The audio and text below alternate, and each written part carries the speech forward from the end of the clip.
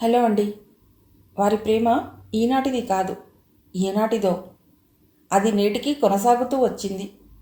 కానీ వారి ప్రేమ దారిలో ఎన్నో ముళ్ళు, ఎన్నో రాళ్ళు, మరెన్నో అడ్డంకులు. అన్నీ దాటి వచ్చినా చివరికి మరో అవరోధం. కానీ ప్రతి ముళ్ళు, రాయి, అడ్డంకి, అవరోధం వారి బంధాన్ని మరింతగా బిగిసేలా చేసింది. ఎంతగా అంటే మళ్ళీ మళ్ళీ నీకోసమే అనేంతగా. పునర్జన్మ ఇతివృత్తంతో ఉత్కంఠంగా సాగే ప్రేమ కథ. ఈ రచన ఏ మాధ్యమంలోనూ ప్రచురింపబడలేదు.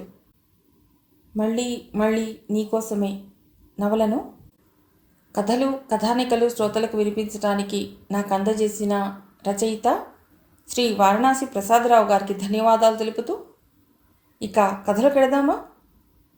చదివి వినిపిస్తున్నది రాధిక. భీమునిపట్నం భీమిలీగా వ్యవహరించబడే చిన్న బస్తీ. విశాఖ మహానగర పరిధిలో ఉన్న ఆ చిన్న బస్తీకి పెద్ద పేరుంది.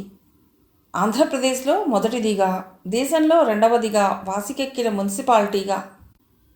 బీచ్, ఎర్రమట్టి దిబ్బలు, డచ్ సమాధులు వగైరాలను చూసేందుకు విశాఖ నుండి, ఇతర ప్రాంతాల నుండి ఆటవిడుపుగానో పర్యాటక ఉత్సాహంతోనో చాలామంది వస్తుంటారు. ఓ రోజు విశాఖలోని ఓ ప్రైవేట్ ఇంజనీరింగ్ కాలేజ్ స్టూడెంట్స్ బృందం పిక్నిక్ వేసుకుని వచ్చింది. సమయం ఉదయం 9 గంటలు. అల్పాహారం వగైరాలయ్యాక ముందుగా ఎర్రమట్టి దిబ్బలు సందర్శనకు బయలుదేరింది. అక్కడ చూడవలసినవన్నీ చూసి తిరుగుదారి పట్టి డచ్ సమాధులు, పాత వైట్ హౌస్ వగైరాలను చూసేందుకు సాగింది. అందరిలోనూ కేరింతలు, ఉత్సాహం, ఉల్లాసం ఎగిసిపడుతున్నాయి. ప్రిన్సిపల్ ముందుగానే హెచ్చరించి ఉన్నాడు. ఫ్రెషర్స్ను ఊసుపోకనో సరదాకనో టీజ్ చేసినా, ర్యాగింగ్ చేసినా లేదా అందుకు ప్రయత్నించినా తీవ్ర చర్యలు తప్పవని. నిజానికి ఆ కాలేజ్ స్టూడెంట్స్ మణిపూస లాంటివారు. ఎక్కడా హద్దుమీరరు. ఎవరిని అగౌరవంగా చూడరు. చదివే లోకంగా ఉంటారు. స్టూడెంట్స్లో కొందరు సమాధులను చూసుకుని తిరిగి కలుసుకునే స్పాట్కు చేరుకుంటున్నారు. ఇంకొందరు బీచ్ పరిసరాల్లో జరుగుతున్న ఓ సినిమా షూటింగ్కు ప్రేక్షకులైపోయారు. ఆ స్టూడెంట్స్లో ఒక అమ్మాయి డచ్ సమాధులు చూసుకుని తిరిగి వస్తుండగా దగ్గరలో ఓ చిన్న గుట్ట మీద ఉన్న శివాలయం ఆమె దృష్టిని ఆకర్షించింది. అది బాగా పాతబడిపోయి ఉన్న ఆలయం. సరైన సంరక్షణ, నిర్వహణ లేక వెలసిపోయి ఉంది. ఆలయం ప్రహరీ గోడలను పిచ్చి మొక్కలు దట్టంగా కప్పివేసి ఉన్నాయి. కొత్త వారెవరైనా అటు చూస్తే లోపల ఒక ఆలయం ఉందని అనుకోరు. ఆ అమ్మాయి ఆలయంలోనికి తనను ఎవరో లాక్కుని పోతున్నట్లుగా ప్రవేశించింది.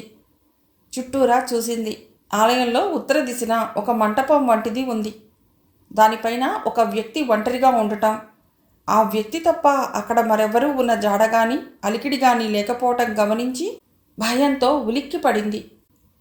మంటపం మీదున్న వ్యక్తి వంటి నిండా విభూతి పట్టీలు, మెడలో బోలెడు రుద్రాక్షమాలలు, నుదుటి మధ్య అంగుళన్నర వ్యాసమున్న కుంకుమ బొట్టు, జుట్టు జడలు కట్టి ఉంది.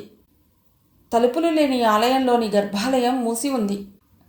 గమనించిన ఆ అమ్మాయి గుండె స్పందన అంతకంతకు పెరిగిపోతోంది. నిట్టూర్చింది, ఏం చేయాలో తెలియక. ఆ స్థితిలో 1 నిమిషం పాటు ఉన్న ఆమెను ఓ గులాబీ మొక్క ఆకర్షించింది. చుట్టూ నందివర్ధనాల మధ్య ఏపుగా పెరిగిన గులాబీ మొక్క. ఎవరో శ్రద్ధ వహించి పెంచుతున్నట్లుగా ఉంది. ఆ మొక్క దగ్గరకు నడిచి ఓ గులాబీని తెంచి గర్భాలయం కేసి నడిచింది. మూసి ఉన్న తలుపుల ముందు ఆ పువ్వును పెట్టి లోపలున్న దేవుడికి తలవంచి నమస్కరించింది అప్రయత్నంగా. 2 క్షణాల పిదప వెనుదిరిగి నందీశ్వరుని చూసి తలవంచి నమస్కరించింది. ఆమెకు ఆ క్షణంలో ఏదో వింత అనుభూతి కలిగింది. అది ఎలాంటిదో తనకే తెలియని స్థితి ఆమెను ఆవహించింది.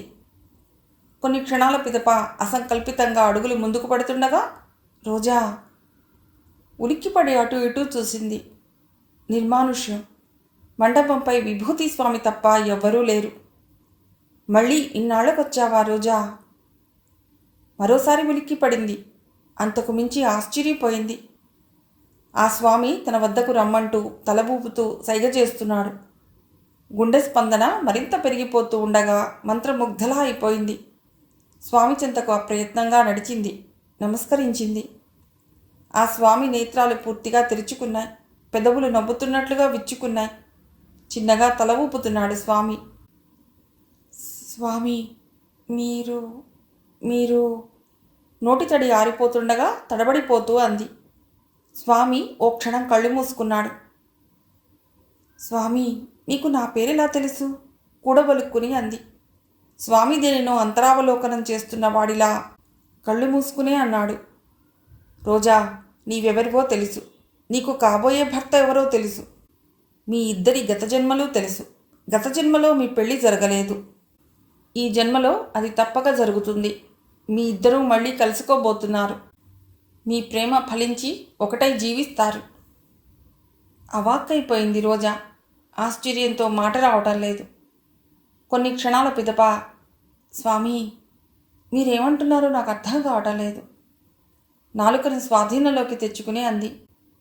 స్వామి చిరునవ్వు నవ్వాడు. నీకు కాబోయే భర్త ఎవరో మొదటిగా నీవే తెలుసుకుంటావు.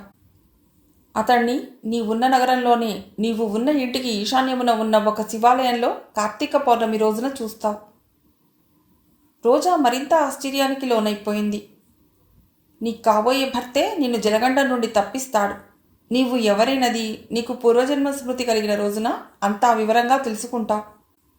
ఆ స్మృతి కేవలం ఆ రోజున సూర్యాస్తమయం వరకే ఉంటుంది. అవరోధాలు ఎదురైనా చివరకు శుభం జరుగుతుంది లీలా అంటూ చెయ్యెత్తి దీవించాడు. ఆ వెంటనే మళ్ళీ తన ధ్యానంలోనికి వెళ్ళిపోయాడు. మళ్ళీ ఉలిక్కిపడింది. లీలా అంటున్నారేమిటి స్వామి? స్వామి చూపులు పూర్తిగా అంతరంగంలోనికి వెళ్ళిపోయాయి. స్వామి, స్వామి.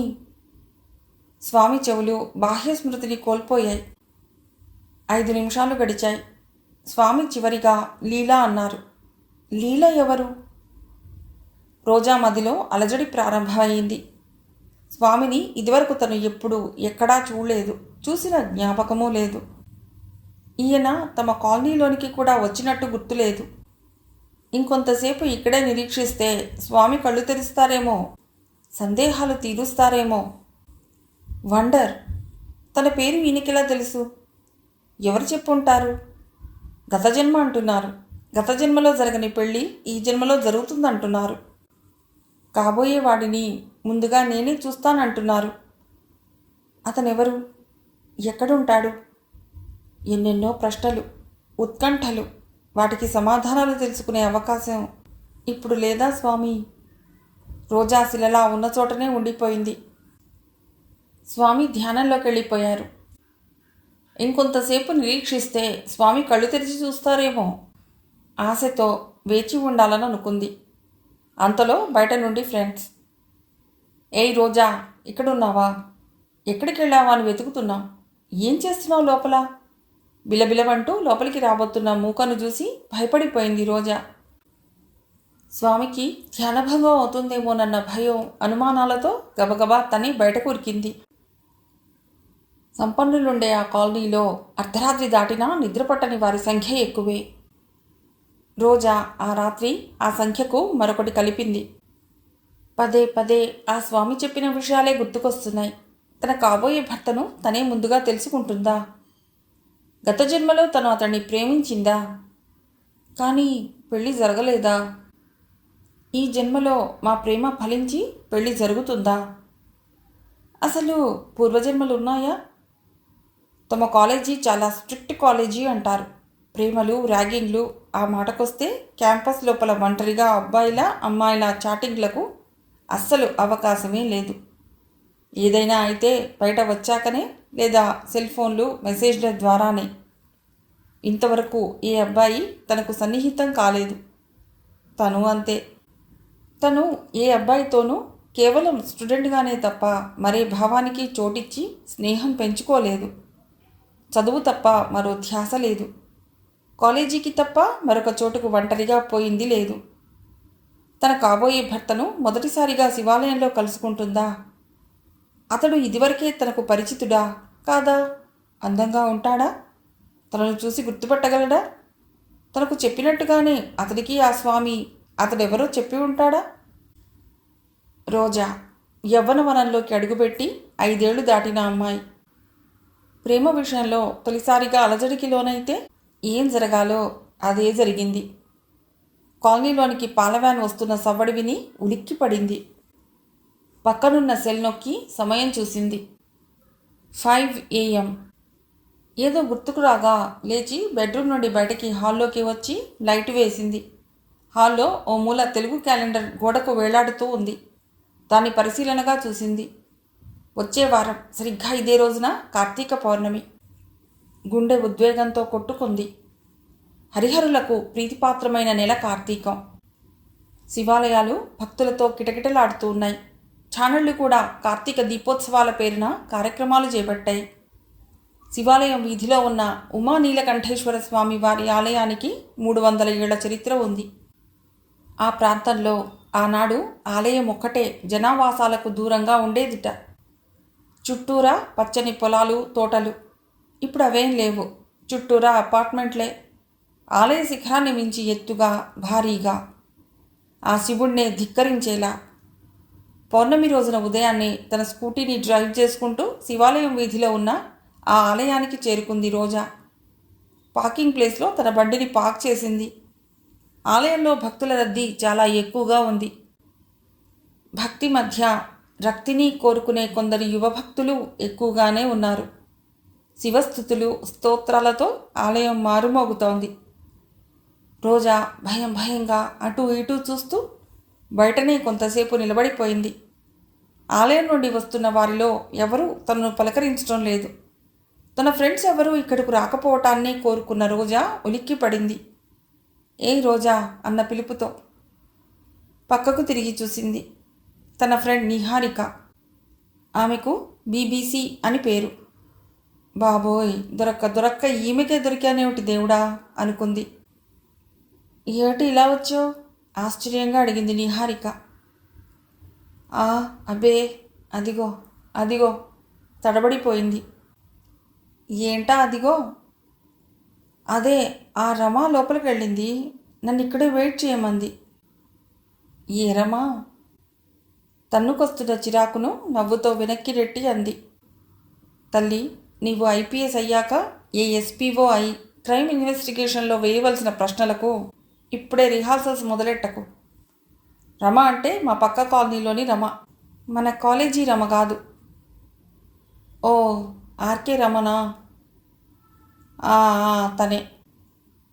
సరేలే, ఇక్కడ నీవు ఇలా ఒంటరిగా ఈ గుడి దగ్గర ఉంటే ఎవరికన్నా వచ్చేది ముందర ఆశ్చర్యమే కదా. క్లియర్ చేశాం, వస్తా అంది. ఆసరికే నిహారిక తల్లి మోకాలు రెప్పుల బామ్మ గుడిబెట్లు దిగి రోడ్డు మీదకు రావటంతో ఆటో కేకపెట్టింది. ఆటో ఆగింది. 3 తరాల స్త్రీలను ఎక్కించుకుని కదిలిపోయింది ఆటో. అమ్మో, ఇక ఇక్కడ ఉండటం కన్నా అక్కడి జనంలో కలిసిపోవటమే మేలు అనుకుంది రోజా. తటపటాయిస్తూ తడబడుతూ గుడి మెట్లెక్కి వెళ్ళి లోపల భక్తుల్లో కలిసిపోయింది. ఆలయం లోపల ఉమాదేవి, గణపతి, ఆంజనేయ స్వామి, వెంకటేశ్వరుడు, సూర్యదేవునికి ఉపాలయాలను నిర్మించి ఉన్నారు. ఆలయం లోపల దీక్షపోని ఉన్న భవానీ భక్తులు, అయ్యప్ప భక్తులు చేస్తున్న ఆయా దేవుళ్ల నామస్మరణలు కాస్త దూరాన ఉన్న సాగరుని హోరుని మించిపోతున్నాయి. ముత్తైదువులు, వారి జీవితేశ్వరులు, సంసార సాగరంలోనికి వెళ్లే అవకాశం ఇంకా రాక ఒడ్డునే నిలబడి ఉన్న యువతీ యువకులు, గుడైనా బడైనా మాకు ఒకటే అని కేరింతలు కొడుతున్న బుడతలు, కటిక దరిద్రులైన కోట్లకు పడగలెత్తి ఉన్న చివరికి వారయ్యేదేమిటి ఇదేగా అని వాళ్ళంతా బూడిద పూసుకున్న జడభస్మధారులు. అందరితో కోలాహలంగా ఉంది ఆ హాలాహలధారి ఆలయం. 2 గంటలు గడిచాయి. రోజా నిరీక్షణలో అవి 2 యుగాలుగా మారాయి. విసుగు, కోపం, అసహనం అన్నీ ఒక్కుమ్మడిగా తల్లో దూరి మెదడును తొక్కేస్తూ ఉండగా చిరాగ్గా బయటికొచ్చి పడింది. స్కూటీని వెనక్కి మరల్చింది. అరగంటలోపునే తన చిరునామాను చేరుకుంది. ఆ స్వామి చెప్పింది అబద్ధమేమో 100సారి తనలో తానే ప్రశ్నించుకుంది. డైనింగ్ రూంలోకి వెళ్ళి ఏదో కాస్త తిని అలసటగా బెడ్ మీద వాలిపోయింది. ఆ రూపం సమ్మోహనంగా ఉంది. తననే రమ్మని ప్రేమగా పిలుస్తోంది. చేతులు సాచి ఆహ్వానిస్తోంది. నేనే రోజా, నన్ను గుర్తించలేదా అడుగుతోందా రూపం. తను సందేహిస్తూ వెనకడుగు వేస్తూ ఉంటే ఆ రూపం ఒక్కో అడుగు ముందుకు వేస్తూ వచ్చి ఠక్కున బందీ చేసింది తన కౌగిట్లో. తుళ్ళిపడింది.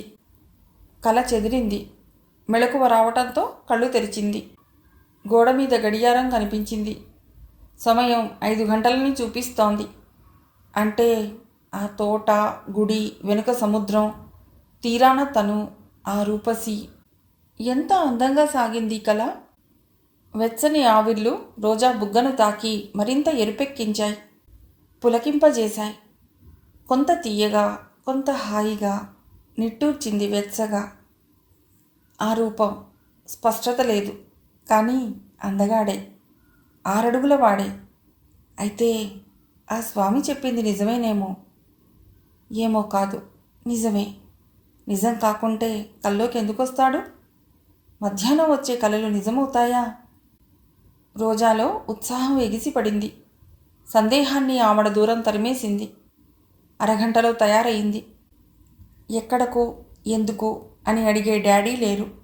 చెన్నై వెళ్ళారు. ఇంకా రేపు సాయంత్రానికి కానీ రారు. డాడీని ఫోన్లోనే కుశలం అడిగింది. పని మనుషులకు బాయ్ చెప్పి స్కూటీని మళ్ళీ తీసింది. 6:30 కావస్తుండగా అక్కడకు చేరుకుంది. కార్తీక దీప ధగధగలు, ఆలయం లోపల బయట అలంకరించిన విద్యుత్ దీపాల మెరుపులతో కైలాసమే దిగివచ్చినట్లుగా అనిపిస్తోంది ఆలయం. నమక చమక పారాయణల హోరు, నిరంతర శివనామ స్మరణ, పంచాక్షరి ఉచ్చారణలతో నినదిస్తున్న ఆలయంలోకి వెళ్ళిన రోజా ఒక దివ్యానుభూతికి లోనయ్యింది. ఇలాంటి అనుభూతి ఇదివరకెన్నడూ లేదు. ఓ పక్క అంతా వింతగా అనిపిస్తుండగా మరో పక్క పరిసరాలను కళ్ళతో జల్లెడపడుతూ ఉంది. రాత్రి 8 కావస్తుండగా ఒకతను, మీరు ఎవరి కోసమో నిరీక్షిస్తున్నట్టుగా ఉంది.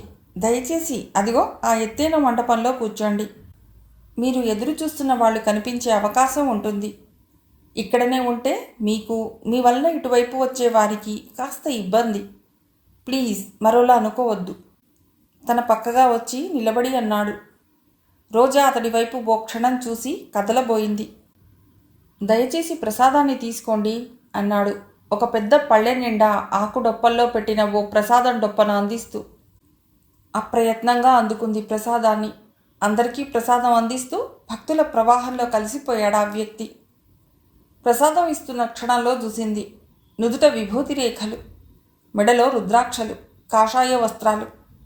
ఎవరో పూజారి గారు అనుకుని స్వీకరించిన ప్రసాదాన్ని తినాలా వద్దా అన్న సంశయంలో పడింది కాసేపు. సంశయానికి విరామం ఇచ్చి మండపం కేసి వెడుతుండగా చేతిలో ఉన్న ప్రసాదం భక్తుల తాకిడితో కింద పడిపోయింది. తీసే అవకాశం చిక్కలేదు. రద్దీ మధ్య ఎవరి హడావుడి వారిదే, ఎవరి తొక్కిడి వారిదే. చివుక్కుమంది రోజా మనస్సు. దేవుడి ప్రసాదం కింద పడిపోయింది. అపచారం అంటారు నమ్మినవారు. రోజా మనస్సు అపరాధ భావనలో కొట్టుకుంది కొంతసేపు. ఛా, సంశయించకుండా తినేసి ఉంటే ఆయన అనుగ్రహం ఉండేది. కానీ ఇలా జరిగింది. ఆయన ఆగ్రహిస్తారేమో. ఆయనే ఆగ్రహిస్తే ఇంకేముంది? అమ్మో, భయపడిపోయింది. కొన్ని క్షణాల తర్వాత అరే, నేనేమిటి ఇలా ఆలోచిస్తున్నానేమిటి అనుకుంది. సంశయాలకు, ఆలోచనలకు మళ్ళీ విరామమిచ్చి కళ్ళకు పనిచెప్పింది. కళ్ళు అలసిపోయాయి. బుర్ర వేడెక్కింది. మంటపం మీద నుండి కిందికి దిగి వచ్చింది. అక్కడే నిలబడి 2 నిమిషాలు అటు ఇటూ చూసింది. విరక్తిగా నవ్వుకుంది. చిరాకు దాడి చేస్తుండగా దూకుడుగా నడుస్తూ బయటికి వచ్చేసింది. తన స్కూటీ కోసం పార్కింగ్ ప్లేస్కు వెడుతుండగా అక్కడ ఓ వ్యక్తిని చూసింది. అంతే, షాక్ తిన్నట్టుగా ఓ క్షణం నిశ్చలమైపోయింది. మరుక్షణం అదురుతున్న గుండెతో విసవిస పార్కింగ్ ప్లేస్ కేసి అడుగులు వేసింది పరుగు వేగంతో. వెనకగా వస్తున్న అతడు ఏదేదో అడుగుతున్నట్లున్నాడు. విననట్టే వేగం పెంచింది. స్కూటీని స్టార్ట్ చేసి కూర్చుని దాని వేగము పెంచింది. ఇంటికొచ్చి మంచినీళ్ళు తాగింది రిలాక్స్ అయ్యేందుకు. కాసేపు అయ్యాక అనుకుంది, ఆ శివుడు చాలా పవర్ఫుల్ అంటారు.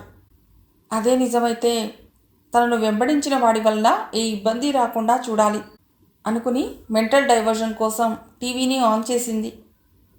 టీవీలోనూ శివారాధననే, కార్తీక దీప వెలుగులే. అప్రయత్నంగా చేతులు జోడించింది. అలా చాలాసేపు టీవీని చూస్తూ ఉండిపోయింది, ఛానల్ను మార్చకుండా. కొంతసేపటికే తనలో ఏదో చెప్పలేని ధైర్యం దూసుకువచ్చినట్లుగా అనిపించింది. మరికొంతసేపటికి కొండంత బలం ఆవహించినట్టుగా అనుభూతి చెందింది. అప్పుడు ఆమె తొలిసారిగా అనుకుంది, ఓం నమ శివాయ. తదుపరి మరో 2 సార్లు అనుకుంది. మనసులో తృప్తిగా అనిపించింది. రాత్రి ఏదీ తినాలని అనిపించలేదు. మంచినీళ్ళు తాగి బెడ్ మీద వాలింది. ఆ స్వామి చెప్పింది నిజం కాదేమో. మళ్ళీ సందేహాల తెనెతొట్టి కదిలినట్టయింది. తన ఇంటికి ఈశాన్యంలో ఉన్న శివాలయంలోనే తన ఫియాన్సీ కనిపిస్తాడని చెప్పాడు. ఈశాన్యం అంటే తనకు తెలియదు. తన ఫ్రెండ్ అడిగితే చెప్పింది. నార్త్కు ఈస్ట్కు మధ్య కార్నర్ అని. ఆ కార్నర్లో ఉన్న శివాలయం అదే. ఆ కాబోయే వాడిని ఎలా కలుసుకుంటుందో, వాడెలా ఉంటాడో చూడాలన్న కుతూహలం కొద్దీ వెళ్ళింది. ఉదయం సాయంత్రాలు వెళ్ళి 6 గంటల సేపు ఎదురు చూసింది. అతడు కనబడింది లేదు. అయినా ఈ రోజుల్లో పూర్వజన్మల గురించి, జరగబోయే వాటి గురించి అంత ఖచ్చితంగా చెప్పగలిగేవారున్నారా? పెద్ద కాలజ్ఞానిలా ఫీల్ అయి చెప్పాడా స్వామి. మర్చిపోవాలి. అనవసరంగా డిస్టర్బ్ అయ్యాను. స్టడీస్పై కాన్సన్ట్రేట్ చేయాలి. కాసేపు తన దైవాన్ని ప్రార్థించుకుని నిద్రకు ఉపక్రమించింది. కొన్ని జరగాలని, మరికొన్ని జరగకూడదని కోరుకుంటూ చేసిన ఆ ప్రార్థన దేవుడు విన్నట్టుగానే ఫీల్ అయ్యింది. గాఢ నిద్ర పట్టేసింది. సాయంత్రం 6 గంటలు దాటుతోంది. కింద డ్రాయింగ్ రూమ్లో డాడీ కేకలు వినబడుతున్నాయి. ఆయన ఆ స్థాయిలో కేకలు వేయటం చాలా అరుదు. ఏం జరిగిందో కిందికి ఆదుర్దాగా వచ్చింది. హాల్లో నుండి డాడీని చూసింది. దగ్గరకు వెళ్ళి పలుకరించాలని చూసింది. ఆ స్థితిలో పలుకరించే సాహసం చేయలేక హాల్లోనే ఉండిపోయింది. డాడీ ఎదురుగా నిలబడి ఉన్న వ్యక్తిని చూసి ఆశ్చర్యపోయింది. వీడా రాస్కెల్, సైతాన్ కసిగా తిట్టుకుంది. కొంపదీసి వీడు నిన్న రాత్రి తనను చూసిన సంగతి డాడీకి చెప్పేయటం లేదు కదా. భయపడిపోయింది. సాయంత్రం 5ంటికే వస్తానని ముందే చెప్పాగా. స్టేషన్కి కారు తీసుకురాలేదేం? సారీ మావయ్య, కారుకు రిపేర్ వచ్చిందని మెకానిక్ షెడ్కి తీసుకుపోయాను. అక్కడ బాగు చేయించి తీసుకుని వచ్చేసరికే మీరు ఇంటికి వచ్చేసారని తెలిసింది. నోర్మై, అవిశ్వాసి, కట్టుకథలు చెప్పాలని చూడకు. నిజం మావయ్య. మావయ్య? ఎవర్రా నీకు మావయ్య? మావయ్యగా నా విలువ గౌరవం కాపాడావా ఎన్నడైనా? 20 ఏళ్లుగా ఈ ఇంటినే నమ్ముకుని వచ్చి నా బిడ్డకు ఆయాగా సాకిందన్న అభిమానం, కృతజ్ఞతతో మీ అమ్మను, తండ్రి పోయిన కొడుకువని నిన్ను ఆదరించి ఆశ్రయం కల్పించాను, పోషించాను. ఇప్పుడు పక్షపాతం కమ్మి పనిచేయలేక మంచాన్నే అంటుకుపోయిన మీ అమ్మ మా దగ్గర ప్రస్తుతం లేకున్నా ఆమె జీవితాంతం పోషణకు, వైద్యానికి నేనే బాధ్యత తీసుకున్నాను. నా బిడ్డతో సమానంగా నిన్ను గొప్పవాళ్ళు చదివే బడిలో చేర్పించినా నీకు చదువులు అబ్బక జులాయిగా పెరిగావు. చెడు స్నేహాలు మరిగావు. వయస్సొచ్చినా బాధ్యత లేక ఊరి మీద పడి బలాదూరుగా తిరుగుతున్న నీపై మీ అమ్మ కారణంగానే జాలి చూపించాను. నీకో దారి చూపించాలని డ్రైవింగ్ నేర్పించి నా దగ్గరే డ్రైవర్గా పెట్టుకున్నాను. మరి నీకేమైనా కృతజ్ఞత కానీ విశ్వాసం కానీ ఉందా? అది కాదు మావయ్య. నువ్వింకేం మాట్లాడొద్దు, నన్ను అలా పిలవద్దు. అది కాదు మావయ్య, నేను... షటప్. నీ వల్ల నా గౌరవం మంటగలిసిపోయింది. చెన్నైలో కొత్తగా వ్యాపార ప్రారంభానికి ఏర్పాట్లు చేసుకునే దానికి వెళ్ళాను. అక్కడే ఉండి వ్యాపార వ్యవహారాలను చూసుకునే పార్ట్నర్ కమ్ CEO గారితో కలిసి వస్తున్నానన్న ఇంగిత జ్ఞానం కూడా నీకు లేకపోయింది. ఆయన ముందు నా పరువు పోయింది. మీకు కార్ రిపేర్ సంగతి చెప్పాలనుకున్నాను. నా ఫోన్లో పూర్తిగా ఛార్జింగ్ అయిపోయింది. ఛార్జింగ్ అయిపోతే వేరే ఫోన్ ద్వారా చెప్పొచ్చుగా. చెప్పొచ్చు, కానీ మీ నెంబర్ నా ఫోన్లోనే ఉండిపోయింది. అది గుర్తులేక... నోర్మయ్, నీ బుర్రలో కూడా ఛార్జింగ్ అయిపోయిందా? అద్దె కారైనా తేవాలని తట్టలేదా ఆ బుర్రకు? మన కార్ రిపేర్ను దగ్గరుంటేనే కానీ వాడు సరిగ్గా చేయడని. ఇంకేం వాగొద్దు. రేపటి నుండి నీవు పనిలోకి రానవసరం లేదు. వేరే డ్రైవర్ని ఏర్పాటు చేసుకుంటాను. అర్థమైందిగా. వెళ్ళు, ముందు ఆ కారు తాళాలు ఇచ్చిపో. మావయ్య, నా మాట... చెప్పానుగా ఇంకేం మాట్లాడొద్దని. బుర్రకెక్కడం లేదా? ఆ తాళాలు ఇచ్చిపో. మావయ్య, నేను చెప్పేది... ఇంకా నువ్వు ఇక్కడే ఉంటే ఏం చేస్తానో నాకు తెలియదు. Get out I say. నిన్న రాత్రి baby... don't talk, get lost. Roja ఉలిక్కి పడింది. రాస్కెల్ టాపిక్ను తన మీదకు డైవర్ట్ చేస్తున్నాడు. ఈ గుంటనక్కగాన్ని గట్టిగా తన్నించి బయటకు తగిలేస్తే సరి. నిన్న రాత్రి బేబీ ఎవరికోసమో శివాలయంకు వెళ్ళి రావటం నేను చూశాను మావయ్య. చెప్పాలనుకున్నది చెప్పేశాడు మొండి వెధవ. డాడీ విన్నారో లేదో అని మళ్ళీ మళ్ళీ రిపీట్ చేస్తున్నాడు గుంటనక్క. డాడీ సెల్ రింగ్ అవటంతో లేచి హాల్లోనికి వచ్చి తన పర్సనల్ గదిలోకి వెళ్ళటానికి సిద్ధపడ్డారు. డాడీ వెనకనే రాబోతున్న గుంటనక్కను గమనించి హాల్ డోర్ను లాక్ చేసి తన గదిలోనికి వెళ్ళిపోయారు. మరో 5 నిమిషాలకు వాచ్మెన్ మెయిన్ గేట్ వేసిన చప్పుడును వింది రోజా. అమ్మయ్యా నిట్టూర్చింది. పావుగంట గడిచాక డాడీ కాలింగ్ ను సెల్లో చూసిన రోజా గుండె చల్లుమంది. ధైర్యం తెచ్చుకుని డాడీ గది తలుపు తీసుకుని లోనికి వెళ్ళింది. ఏం డాడీ? భయంతో కూడిన ఆప్యాయతను నింపి పలుకరించింది. నిన్న రాత్రి నీకు ఫోన్ చేస్తే స్విచ్ ఆఫ్ చేసి ఉందేమ్మా. మరే పలుకరింపు లేక డైరెక్ట్గా అడగటంతో కొయ్యబారిపోయింది. డాడీ అబద్ధాన్ని సహించరు.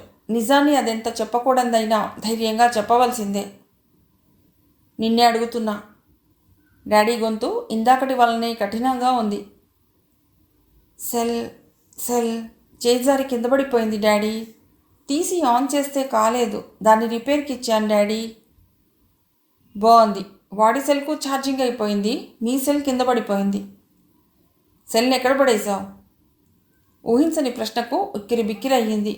2 క్షణాల సేపు కళ్ళు మూసుకుని ధైర్యం తెచ్చుకుంది. శివాలయం రోడ్డు మీద. నిన్న చాలా రద్దీగా ఉంటేను నసిగింది. సెల్ ఎప్పుడు బాగు చేయించావు? రాత్రే బాగు చేయించుకుని వెళ్ళా డాడీ. ట్రాఫిక్ రద్దీ వలన వెళ్ళటం కుదరక ఇంటికి వచ్చేశాను. మార్నింగ్ కాలేజీకి వెళ్ళిపోయాను. సాయంత్రం తిరిగి వచ్చాక ప్రకాష్ సెల్ రిపేరింగ్ షాప్లో ఇచ్చాను. రిపేర్ చేసి వాళ్ళు షాప్లోనే పనిచేసే బాయ్ ద్వారా పంపించారు మీరు వచ్చే ముందరే. సంజాయిషిని నమ్ముతారో లేదో, ఇంకా డీప్గా పెడతారో భయంతో బిగుసుకుపోయింది రోజా. వాడు నేను శివాలయం నుండి రావడం చూశానన్నాడు. నిజమేనా? అనుకున్నంత అయింది. గుండె జారిపోయింది. ఆలయంలోనికి వెళ్ళలేదు డాడీ. ఎంట్రన్స్ దగ్గరే ఉండిపోయాను.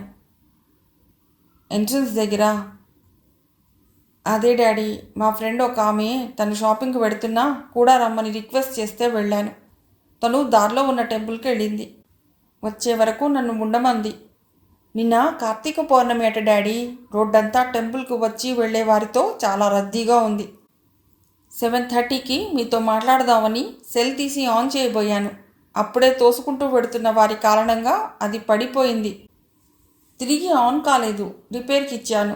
ఇదిగో ఫోన్ చేసి ఆ షాప్ అతన్ని అడగండి డాడీ. చేతిలో ఉన్న సెల్ను డాడీకి ఇవ్వబోయింది. డాడీ ఒక్క క్షణం రోజాను పరిశీలనగా చూశాడు. ఏదో అర్థమైన వాడిలా నిట్టూర్చాడు. చూడు బేబీ, ఫైనల్ ఇయర్లో ఉన్నావు. స్టడీస్ మీదనే కాన్సన్ట్రేట్ చెయ్యి.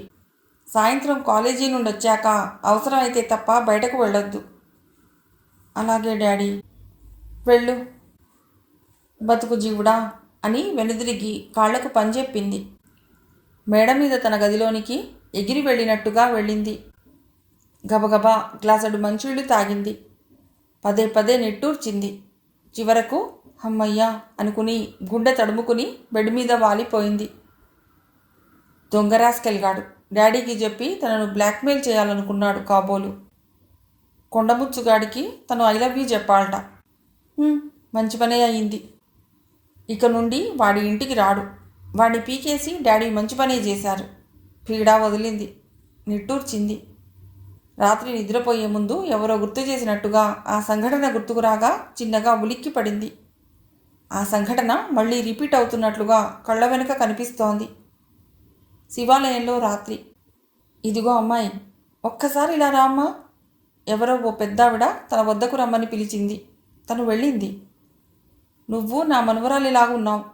ఈ ఒక్క జ్యోతిని వెలిగించమ్మా. నాకు మోకాళ్ళు నడునొప్పులు.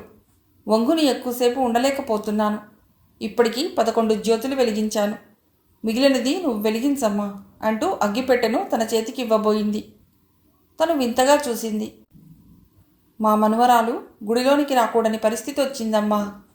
ఆ పిల్ల వచ్చుంటే అన్ని జ్యోతులు తనే వెలిగించుండేది. ఈ ఒక్కటి వెలిగిస్తే 12 అవుతాయి. ద్వాదశ జ్యోతిర్లింగాలకు దీపం పెట్టిన పుణ్యం వస్తుంది అంటూ అగ్గిపెట్టెను తన చేతిలో పెట్టింది. తను అప్రయత్నంగా అగ్గిపెట్టె అందుకుని జ్యోతిని వెలిగించింది. పెద్దావిడ మొహాన చిరునవ్వు వెలిగింది. చూడమ్మా, ఈ పర్వదినాన జ్యోతిని వెలిగించావు. ఎంతో పుణ్యం చేసుకుంటేనే గాని ఈ రోజున ఈ ఆలయంలోనికి వచ్చి జ్యోతిని వెలిగించలేం. నీవెంతో పుణ్యం చేసుకున్నావమ్మా. ఇక నీవు కోరుకున్నదేదైనా తప్పక నెరవేరుతుందమ్మా అంటూ ఆశీర్వదించింది. తను నవ్వుతూ అక్కడి నుంచి తిరిగి మండపం దగ్గరకు వెళ్ళింది. పెద్దావిడ చెప్పినట్టుగా తను కోరుకున్నది నెరవేరాలని ఆశగా ఎదురు చూస్తూ అక్కడే చాలాసేపు ఉండిపోయింది.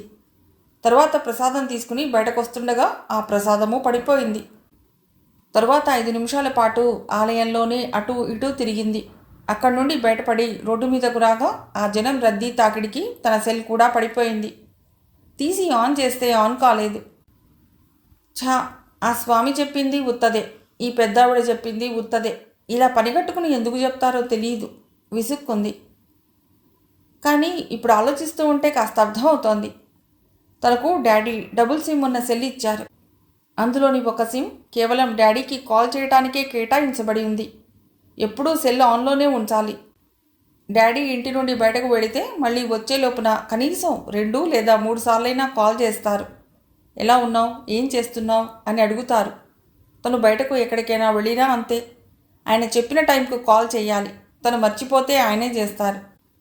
అదే ఆయన ఈ సిటీ వదిలి వేరే ప్రాంతాలకెడితే ఖచ్చితంగా ఉదయాన ఒకసారి, మధ్యాహ్నం లంచ్ టైంలో, తర్వాత రాత్రి 8 గంటలకు కాల్ చేసి క్షేమ సమాచారాలు చెప్పాలి. ఈలోగా అవసరం అనుకుంటే ఆయన ఏ సమయంలోనైనా చేస్తారు. తనైనా చేయాలి. ఒకసారి డాడీతో అంది, ఏమిటి డాడీ, రోజుకు ఒకసారి చెప్తే సరిపోదా? ఎందుకు ఇన్నిసార్లు చెప్పమంటారు? మా ఫ్రెండ్స్కి తెలిసి నన్ను ఆట పట్టిస్తున్నారు అని. ఆయన దొలా నవ్వుకుని చూసి అన్నారు, ఆడపిల్ల తండ్రి భయాలు నీకు తెలియవా? అర్థం చేసుకో. మీ ఫ్రెండ్స్ కూడా ఆడపిల్లలే కదా. వాళ్ళ పేరెంట్స్ని ఓసారి కనుక్కో, అసలు నిజం చెప్తారు. తర్వాత నీవు వాళ్ళని ఆట పట్టించవచ్చు అని నిట్టూర్చి భుజం తట్టారు. ఓ రోజు పొరపాటున స్విచ్ ఆఫ్ చేసింది. తర్వాత తను ఇంటికి వచ్చినప్పుడు ఆందోళనకు గురైన డాడీ గట్టిగా నిలదీశారు. డాడీ, ఆ సెమినార్లో సెల్ స్విచ్ ఆఫ్ చేయవలసి వచ్చింది అని చిన్న అబద్ధం ఆడేసింది. ఆ తర్వాత ఆ విషయమై చాలా రోజులు బాధపడింది. సెల్ స్విచ్ ఆఫ్ చేయవలసి వస్తే ఆ విషయమే మెసేజ్ పెట్టమ్మా, నాకు ఆందోళన ఉండదు అని ప్రేమగా దగ్గరకొచ్చి తలని మిరారు. అలాంటి డాడీ సంగతి తెలిసి నిన్న ఎంతగా భయపడిపోయిందో. తను ఆలయంలో ఉన్నప్పుడు డాడీ నుండి కాల్ రాకూడదని ఆ దేవుణ్ణే ప్రార్థించింది. ఒకవేళ కాల్ అక్కడున్నప్పుడే వస్తే ఇంకేమైనా ఉందా? తను ఎక్కడికి వెళ్ళింది చెప్పనక్కర్లేదు. ఆడియో లైవ్ వెళ్ళిపోతుంది. కావాలని స్విచ్ ఆఫ్ చేసినా అందుకు తగిన కారణం చెప్పాలి. లేదంటే ఆయన చాలా డిస్టర్బ్ అయిపోతారు. భోజనం కూడా చేయరు. ఒక్కోసారి డాడీ ప్రేమకు ఉక్కిరి బిక్కిరి అయిపోతుంది. ఒక్కోసారి డాడీ కట్టడికి, నియమాలకు చాదస్తం అనిపిస్తుంది. అవన్నీ తెంచుకుని హాయిగా ఏ స్వేచ్ఛాలోకానికో ఎగిరిపోవాలని అనిపిస్తుంది. అప్పుడప్పుడు ఆయనలోని కఠినత్వం చూస్తే గుండాగిపోయేంత భయం పుట్టుకొస్తుంది. ఈరోజు అలాగే జరుగుతుందేమోనని భయపడిపోయింది. అమ్మయ్యా, భయపడినంతగా ఏమీ కాలేదు. ఆ శివుడే దయ చూపించాడు కాబోలు. సరిగ్గా 8 కావస్తుండగానే సెల్ పడిపోయేలా చేసి కమ్యూనికేషన్ బంద్ అయ్యేలా చేశాడు. ఓ శివా, నీలో ఇంత పవర్ ఉందా? Thank you. ఆ ఒక్కటే కాదు, తనను రహస్యంగా వేధించే ఆ సైతాన్గాడి ఉద్యోగాన్ని పీకించి మళ్ళీ వాడు మా ఇంటికొచ్చే అవకాశం లేకుండా చేశావు. చాలు అనుకుంటూ ఉండగా నిద్ర ఎప్పుడు పట్టేసిందో. తన బెడ్రూమ్లో ఆ డాడీ కలత నిద్రపోకముందే 2 నిర్ణయాలు తీసుకున్నాడు. నీచుడు, వ్యసనపరుడు, అవిశ్వాసి. తను క్యాంప్లకు వెళ్ళిన రోజుల్లో తన గ్యాంగ్ను వెంటేసుకుని తన కారులో తిప్పుతూ ఉంటాడు. ఒక్కోసారి లాంగ్ డ్రైవ్లని ఫ్రెండ్స్కి చెప్పి విజయవాడ, హైదరాబాద్ల దాకా వెళ్ళి వస్తుంటాడు. ఆ సిటీల్లో ఉండే క్లబ్లకు, పబ్లకు వెళ్ళి తాగి తందనాలాడొస్తుంటాడు. ఓసారి ఇలానే వెళ్ళి తన స్నేహితుడు ఒకరికి విజయవాడలో దొరికిపోయాడు. వాడి గ్యాంగ్లో బరితెగించిన ఆడవాళ్లు ఉంటారు. వాడిని ఎన్నిసార్లు మంచి మార్గంలోకి తేవాలని ప్రయత్నించినా దారికి రాని దుర్మార్గుడు.